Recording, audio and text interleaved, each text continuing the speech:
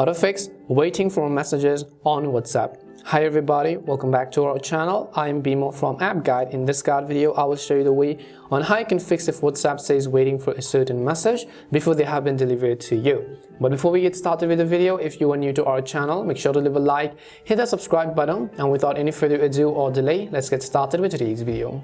So you might have noticed sometimes that whenever you open WhatsApp and let's say you have received a random text from somebody, but instead of showing you the text, it simply says waiting for a message.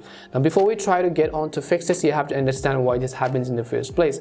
This happens when the sender has sent you a message, and before that message got delivered to your device, the message has been deleted, or the message or the owner's device has been disconnected from the internet. So for example, if I have to give you a context, let's say I sent a certain message to somebody on WhatsApp, let's say, and then the person's phone or the receiver's phone was actually turned off, and for some reason it didn't get delivered to their phone. And after I sent them and it didn't get delivered to their particular device, I simply turned off internet access for my own device, and that could be one of the reasons why it says that waiting for a message on the receiver's device. And in order to fix this, if you're a receiver and you've been having these issues, there's most likely nothing you can do on your part of the end, because in this case you have to simply wait until the sender has connected themselves to the internet, because the message has not been delivered to your device and it has already been sent from the sender's device. But only when that person's device is actually connected to the internet, the message is also again going to get delivered to you.